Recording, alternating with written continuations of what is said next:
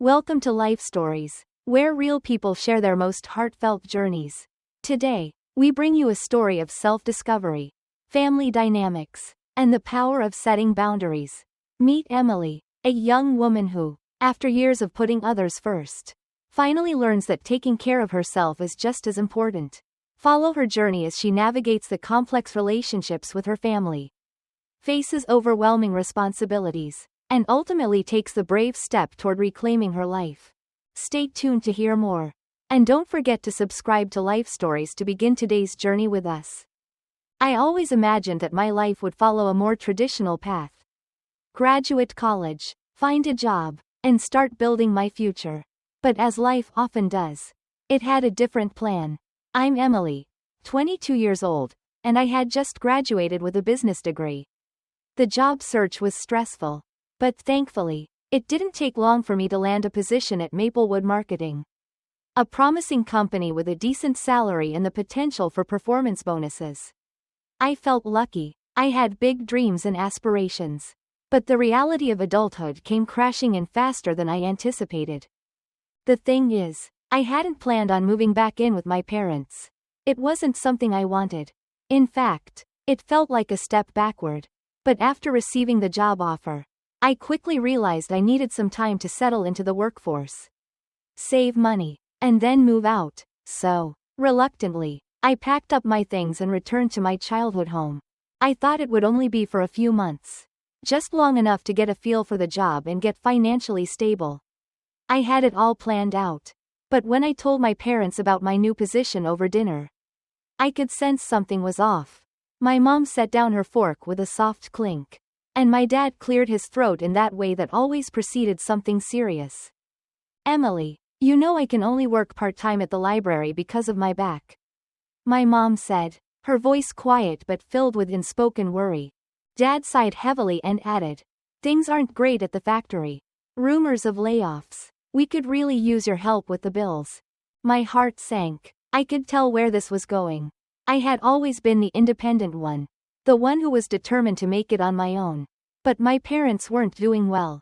My mom's part-time job barely covered her medical expenses, and my dad's work at the factory had become more uncertain by the day. I felt trapped. I knew they were asking for help, not just financially but emotionally, too. My mom's gentle plea made me want to stay, to help them, even though a small part of me resented that I had to give up my own space. "You wouldn't have to pay rent here, Em. It just makes more sense, doesn't it?" she added, her voice tinged with hope. It wasn't that I didn't want to help. I did, but I had dreamed of independence for so long that I didn't know how to reconcile the dream with the reality that was now before me. So, I stayed. At first, it wasn't so bad. I went to work, came home, paid my share of the bills, and spent time with my parents. The routine was comfortable, though not entirely fulfilling. The biggest change was in how my parents started treating me. It was subtle, but over time, I could see how much they depended on me. Even for little things. The grocery runs, the household chores, things I would have never been expected to do when I was younger. But now, I didn't mind. I thought maybe it was just temporary. But things changed dramatically the weekend my sister Rebecca arrived with her family. Rebecca was 7 years older than me. Growing up, she had always been the center of attention. Not in a malicious way, but in the way that eldest children often are. She was smart, accomplished, and everything seemed to fall into place for her. I was the quiet one, the supporting character in the family. Even when I achieved things, like making the dean's list or winning a leadership award in business school, those moments were never as important as Rebecca's latest success. That weekend, when Rebecca and her husband Jack arrived with their kids, Emma and Luke, I could feel a shift in the atmosphere. My parents had always been supportive, of course. But there was something about Rebecca's family that made them light up in a way they never did for me. It was as if everything they'd ever wanted in life had been fulfilled through her. They couldn't stop talking about how well Rebecca was doing, how perfect her children were, how well they had settled into their home, how she had everything together. I stood there, leaning against the doorframe, watching them gush over her, feeling like an invisible bystander. "Sarah, darling, how's the garden doing?" Mom asked, looking at Rebecca with bright, adoring eyes. Rebecca smiled, and I couldn't help but feel like a shadow in the room. I had just shared my exciting career news with them. And yet here they were, hanging on to every word Rebecca said, as if she were some sort of goddess. There was a certain sadness in my chest, but I tried to ignore it. Then, my mom called out to me as she was bouncing Luke on her knee. "Emily, could you make some coffee? I don't want to leave him." It wasn't the request that bothered me, it was the way she didn't even acknowledge my presence when I had just shared something important with them. That evening, I sat quietly in the kitchen, making coffee and trying to ignore the bubbling feeling of resentment growing inside me. I couldn't understand why everything seemed to be about Rebecca. Even when I tried to be seen, I ended up being overlooked. I spent the rest of the evening reflecting on my childhood. How everything always seemed to be about Rebecca. The awards, the accolades, the love. It wasn't that I didn't love my sister, I did. But I couldn't deny that the years of being in her shadow had made me feel invisible, insignificant. And now, even as an adult, it seemed nothing had changed. But something inside me shifted that night. I realized that the life I had been living, this life of quiet sacrifice and unnoticed accomplishments, wasn't enough. I needed something more. I needed to find my voice, my own path, and not just follow the well-worn road my family had set out for me. The question was, how long would I be able to stay in this cycle? And when would I finally be brave enough to step away from it all and build a life that was truly mine? As the weeks passed, I found myself caught in a rhythm I wasn't sure I liked. It wasn't that my life was unbearable, but it was never fully mine. My parents had become more dependent on me, and while I did what I could to help, a growing sense of frustration was bubbling up inside me. It wasn't just the bills. It wasn't just the daily chores, though they were beginning to weigh heavily on me. It was the unspoken expectations that began to mount. The way my mom would ask me to stay in on weekends to help her around the house while Rebecca went out with her family or friends. The way my dad's quiet sighs would fill the room when he saw how much I was contributing to keep things afloat at home. They never asked for more than I could give. But somehow, I found myself giving more than I was capable of. And then, there was the issue of Rebecca's family.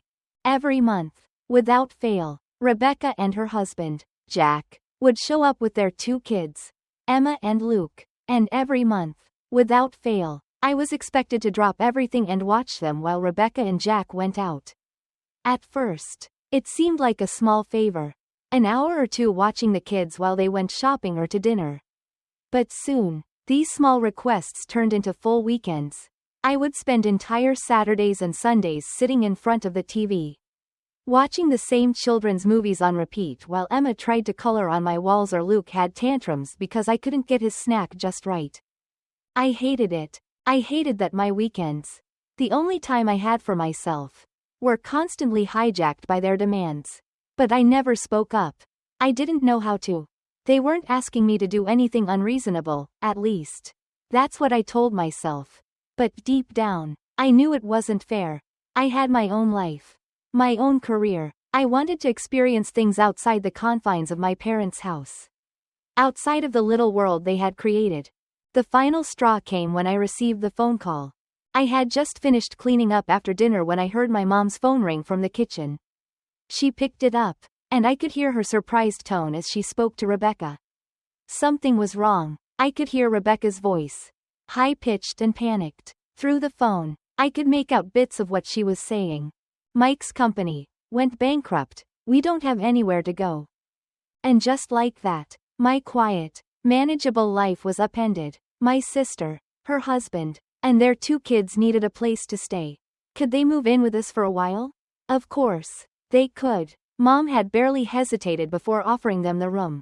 They arrived that weekend, bringing with them their entire life, 3 cars full of belongings. I wasn't sure how I felt. I was, of course, sympathetic to their situation, but a part of me felt like I had been forgotten in all of this. Here I was, working hard to pay the bills, helping my parents, and now I was supposed to give up even more space. My bedroom, the one place I had to myself, became the storage room for their things. And the kids' room became my old room, the one with the bigger bed and the space for toys. The first few days, I tried to stay positive. I tried to accept the change with grace. But as the days wore on, I started to feel the weight of it all. The noise was the first thing that got to me. Emma, now 5, and Luke, 3, ran around the house constantly. There was no peace anymore. There was no quiet place to retreat to. I would come home from work, exhausted, looking forward to a moment of calm. But instead, I found chaos. The sound of children laughing, fighting, running, shouting. It was relentless. And it wasn't just the kids. It was Rebecca, sitting in front of the TV, lost in her world while her children destroyed the house.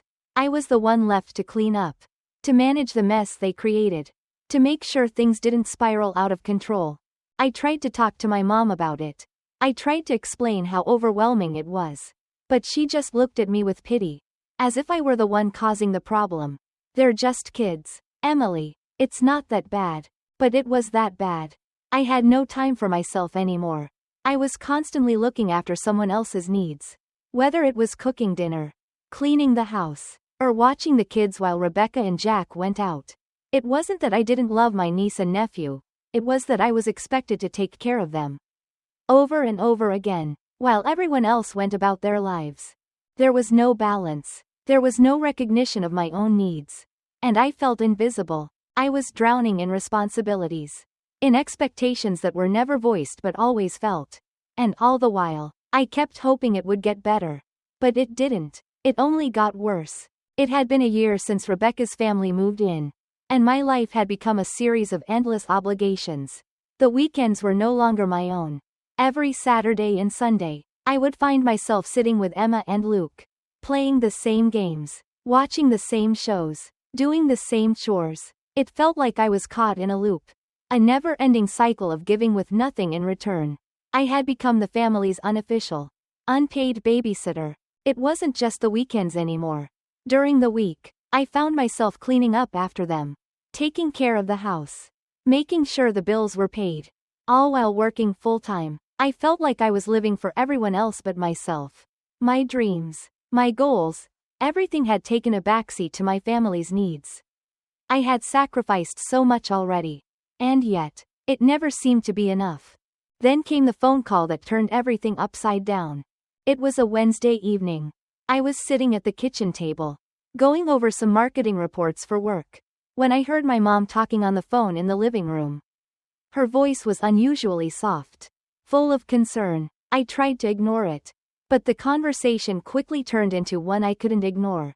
"Sweetheart, what's wrong?" my mom asked, her tone sharp with worry. I couldn't make out the words on the other end, but I could hear Rebecca crying. It wasn't a simple problem. It was something bigger, a financial disaster. Mike's company had gone bankrupt without warning. And now, they had nowhere to live. They were in serious trouble. "Can we stay with you for a while?" I heard Rebecca's voice break through, full of desperation. My stomach churned as I realized what this meant. This wasn't just another weekend visit. This wasn't just a few days of babysitting.